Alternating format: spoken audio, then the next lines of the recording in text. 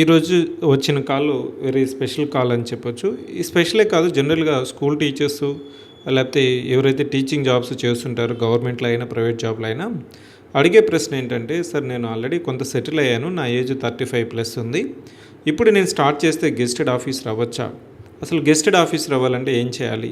అది కొంతమందికి అవగాహన ఉంటుంది. గ్రూప్ 2, గ్రూప్ 1లో గెస్టెడ్ ఆఫీసర్స్ ఉన్నాయి. దాంట్లో మనం డైరెక్ట్‌గా రిక్రూట్ అవ్వాలనుకుంటే మనకి గ్రూప్ 1 అన్నా రాయాలి, గ్రూప్ 2 అయినా రావాలి.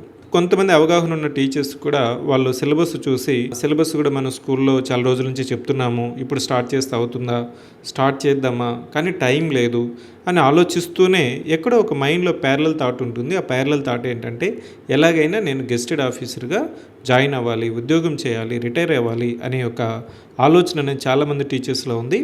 దానికి నేను చెప్పేది ఏంటంటే, మీకు క్లారిటీ ఉంది, there is no doubt in that. కానీ ఇక్కడ నాకు నెక్స్ట్ అడిగే క్వశ్చన్ ఏంటంటే, మీకు జాబ్ చేస్తూ ఎంత టైం ఉంది? Or can you balance both your job as well as preparation? These are the second question I will ask. Sir second క్వశ్చన్కి వచ్చిన తర్వాత టీచర్స్ చాలా ఆన్సర్స్ ఇస్తూ ఉంటారు. సార్ నాకు డైలీ 4 అవర్స్ ఉంటుందని కొంతమంది చెప్తుంటారు.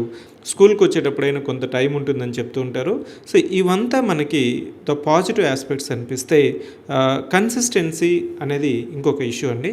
ఈ కన్సిస్టెన్సీ అంటే నీకు చదవాలనే ఉద్దేశం ఉంది, చదువుకోవాలనే యొక్క రైట్ ఇంటెన్షన్ ఉంది, దాంట్లో ఎలాంటి ఇష్యూ లేదు, డౌట్ లేదు. కానీ కన్సిస్టెన్సీ అంటే నువ్వు డైలీ 4 అవర్స్ చదవాలనుకుంటున్నావా, లేకపోతే 6 అవర్స్ చదవాలనుకుంటున్నావా అనేది ఫస్ట్ క్వశ్చన్.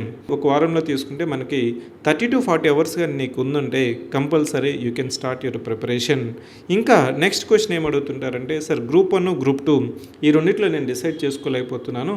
గ్రూప్ 1లో మనకు అన్ని జాబ్స్ గెస్టెడ్ ఆఫీసెస్, గ్రూప్ 2లో గెస్టెడ్ ఆఫీసెస్ ఉన్నాయి, అదేవిధంగా నాన్ గెస్టెడ్ ఆఫీసెస్ ఉన్నాయి. ఈ రెండిట్లో దేనికి ప్రిపేర్ అయితే నాకు నేను అనుకున్న కళ నెరవేరుతుందనేసి ఒక క్వశ్చన్ అడుగుతుంటారు. ఇక్కడ సింపుల్ ఆన్సర్ ఏంటంటే, గ్రూప్ 1 అయినా గ్రూప్ 2 అయినా ఫస్ట్ థింగ్ ఏంటంటే నీకున్న ఎఫర్ట్ పెట్టే టైం ఎంత. దానితో పాటు గ్రూప్ 1లో మనకి జాబ్ కొట్టాలంటే కంపల్సరీ ఆన్సర్ రైటింగ్ మీద మీరు పట్టు సాధించాలి. అంటే డైలీ మనం 2 or 3 క్వశ్చన్స్ రాస్తూ ఉండాలి. అలా రాయగలను అనే ఒక కాన్ఫిడెన్స్గా నీకు డిసైడ్ అయితే go for group 1, there is no doubt in that. కానీ సార్ నేను రాయలేను, చాలా రోజులు అయింది రాసి, ఆబ్జెక్టివ్ టైప్ అయితే నేను ఈజీగా నేను గెట్ ఇన్ అవ్వగలను అని ఎక్కడో నా బ్రెయిన్ చెప్తుంది, ప్యారలల్ థింకింగ్ ఉంది అంటే మాత్రం గో ఫర్ గ్రూప్ 2. సో నేను చెప్పేది ఏంటంటే, ఒకసారి నీకు డిసైడ్ అయిన తర్వాత ఇంకా నీకు ఏమైనా డౌట్స్ ఉంటే ఇక్కడ నేను స్క్రీన్ మీద నెంబర్ ఇచ్చాను, 7013495019. ఈ నెంబర్కి కాల్ చేసిన నేను 1-to-1 ఇంటరాక్షన్ తీసుకుంటాను. ఇక్కడ నేను చెప్పాలనుకున్నది ఏంటంటే, ఫస్ట్ థింగ్ ఏంటంటే సెల్ఫ్ కాన్ఫిడెన్స్. నీ మీద నీకు నమ్మకం వస్తుందో, ఎఫర్ట్ పెట్టాలనే ఒక ఇంటెన్షన్ ఉంటుందో, నిన్ను ఎవరు ఆపలేరు. I wish all the best.